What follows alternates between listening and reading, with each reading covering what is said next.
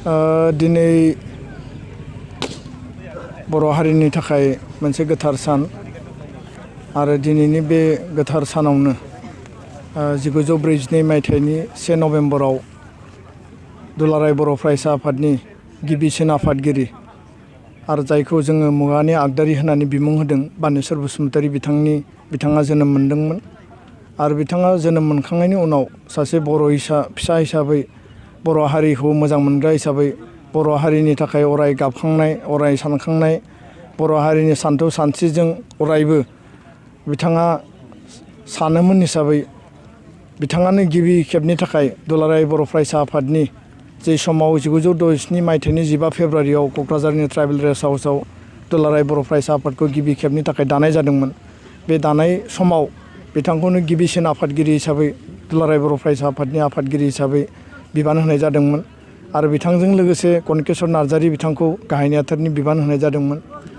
दा बिथाङा दिनै जोंनि गेजेराव गैलिया, बिथाङा जोंखौ नागारनानै सोरगोबासि जाबाय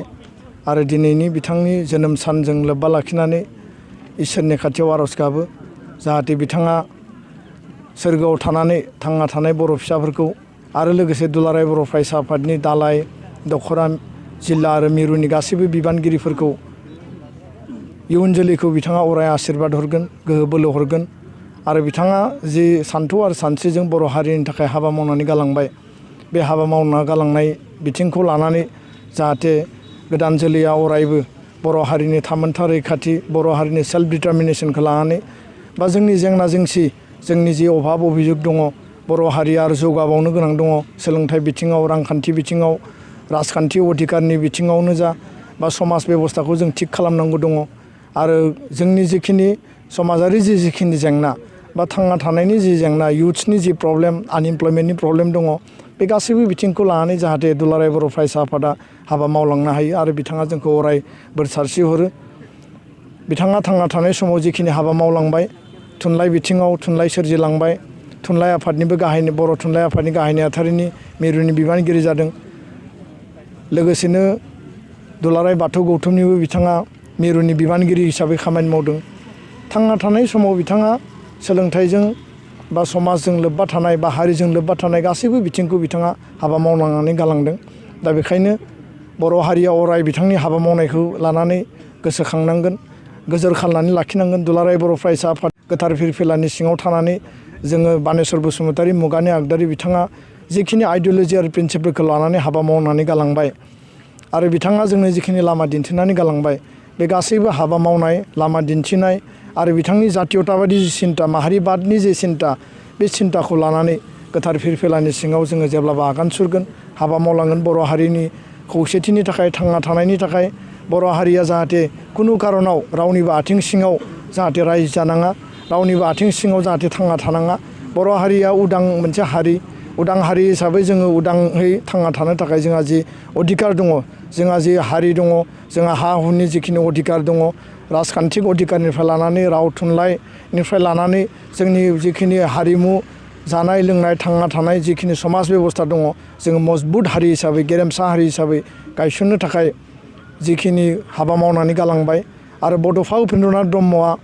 बड'लेण्ड सोमावसारनायनि गेजेरजों बर' हारि गेरेमसा दानायनि थाखाय जिखिनि मोन्थोर होनानै गालांबाय, बे गासैबो मोन्थोर आरो मुगानि आगदारि बानेश्वर बसुमतारीनि जिखिनि हाबा मावना गालांनाय, बेखौ जों अराय गोजोर खालामगोन, गोथां खालामना लाखिगोन आरो बिश्व दरबाराव बिथांनि हाबा मावनाय, बिथांनि लिरनानै गालांनाय, बिथाङा सोरजिनानै गालांनाय गासैबो बिथिंखौ जाहाथे जोङो पाब्लिस खालामनो हायो, फोरमायनो हायो, जोङो जाहाथे बेखौ एक्सपानसन खालामनो हायो। बिनि थाखाय दुलाराय बर' फरायसा आफादा फैबाय थानाय समाव जों गासैबो माने नेसेसारि इनिसियेटिभखौ जोङो लागोन आरो बेखायनो दिनैनि बे समा गोथार सम आरो दिनै बयबो दख'रा जिल्ला आरो दालाय आरो दिनै मिरु आफादा कभिड प्रट'कलखौ मेनटेन खालामनानै नैबे कर'ना भाइरासनि समावबो बिथांनि जोनोम सानखौ जोङो खोब गाजा गोमजायै मोनसे गोग्गाथाव सान हिसाबै जोङो बेखौ फालिदों बा खुंफुंदों। आच्चा सार, मैयादि BPF हान्जानि मावथिफोरा दुलाराय बर' फरायसा आफादनि मावख'आव हाबनानै गुन्दागुरि बा सियार बुफायनानै गालांबाय, बेनि सायाव नोंथाङा मा बुङो? दुलाराय बर' फरायसा आफादनि बिखायाव गोबां खेब गुलि फैदों, गोबां खेब अयथासार बे सरकारनि बा प्रसासननि माने गादबनाय गाख्रेबनाय नाख्रेबनाय लावथि बाहोनायानो होन बा गाव हारिनि गेजेरावबो दुलाराय बर' फरायसा आफादा गावनि लामा हान्थिनाय समाव गावनि ट्रेकजों गावनि प्रिन्सिपाल आइडिय'लजिजों रल रेसपन्सिबिलिटिखौ बियार खालामना हाबा मावनाय समाव जोंनि मावथिफोरनि सायाव बा जोंनि मावफुलियाव गाव हारिनि गेजेरावनो माखासे बेरेखा सानग्रा हेंथा सानग्रा बा समाज बेरेखा हाबा मावग्रा मानसिफोरा जोंनि सायाव दुमदाखाल खालामनाया बे गोदान बाथ्रा नङा। नाथाय जोङो स्पष्टबादि जोङो स्पष्टयै बुंबोदों जे दुलाराय बर' फरायसा आफादनि सायाव मोनसे स्ट्रं धरना हाबाफारि लानाय जागोन आरो बेखौ लानानै दुलाराय बर' फरायसा आफादा उननि समाव मा जोङो खामानि मावनांगौ जोङो रावखौबो हिंसा खालामनो लुबैया रावनिबो सायाव जोङो गादबनो लुबैया हिंसानि माने बिनिमयाव जों हिंसा मालाबाबो लुबैया जों हिंसाजों आयेन बायदियै लिगेल बायदियै लेन्ड अफ दा ल'आव जि दङ जाय माने हिंसा खालामो जाय सोरनिबा सायाव गाग्लोबो सोरखौबा आक्रमन खालायो बिनि थाखाय जि आयेन दं बे आयेन बायदियै बेखौ बेबस्था लानांगौ होननानै जों प्रसासनखौ बुंदों। दा बेखायनो बेबायदि जंगल राजनि जि माने जि निति बे नितिया दिनै जोबनो थांगासिनो दङ आरो बे जोबगोनखौ मिथिनानै फ्रास्ट्रेसनाव भुगिनानै बा बिथांमोना माने फियार साइक'सिस जानानै बिथांमोना गावसोरखौनो माने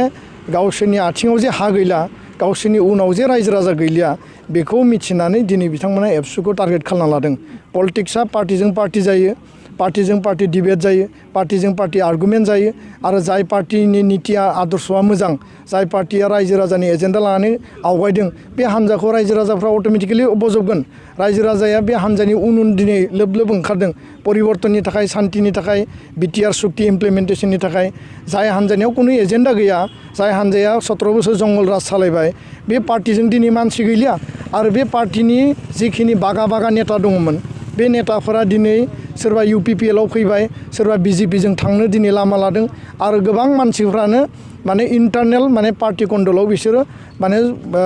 बिसोरो जेंनायाव गोग्लैनानै दङ। दा बिथांमोना जिहेतु खर' दैखांनो हानाय जेबो जायगायानो गैलिया बेबायदि समाव बिथांमोना मोनसे जातीय आफादनि अफिसखौ जि आक्रमन खालामनाय बे बर' हारिखौ आक्रमन खालामनाय बर' हारिनि गोथार मोनसे संगठनखौ आक्रमन खालामनाय आरो दुलाराय बर' फरायसा आफादनि सायाव जि आक्रमन बे आक्रमना गोरलै आक्रमन नङा आरो बेबायदि मानसिखौ साधारन मानसिया मालाबाबो साननो हाया बे जाबाय सोरजोंबा गाइडेड सोरनिबा डिक्टेसनाव सोलिनाय बा जौजों जुवाजों जाय बेस्थ' जानानै थायो जाय एन्टि ससियेल एलिमेन्टआव बेस्थ' जानानै थायो बैबायदि मानसियासो बेबायदि हाबाफारिखौ साननो हायो। दा बेखायनो सोरनिबा इन्डिभिजुवेल बा सोरनिबा माने बेक्तिगत सार्थनि थाखाय दुलाराय बर' फरायसा आफादा मालाबाबो गैया आरो बै बेक्तिगत सार्थनि थाखाय जायफोरा एबसुनि अफिसखौ आक्रमन खालामदों बिथांमोना माने जोंनि आफादनि जि स्टेन्ड जों जे गोलाव सम 50 बोसोराव जि सोमावसारनायखौ गणतान्त्रिक भाबै लाबोबाय गणतान्त्रिक भाबै जों डिसिसन लाबोदों रल आरो रेसपन्सिबिलिटि बियार खालामदों जातिनि थाखाय बिनि सिगाङाव बा बिनि खाथियाव बे सक्तिया मालाबाबो थावरिनो हाबोआखै इयुनावबो हानाय नङा दिनैबो हानाय नङा। दा बिथांमोनखौ एरेस्ट खालामनांगौ एक्सन लानांगौ आरो जों पुलिसखौ बेखौनो जोङो दाबि होदों।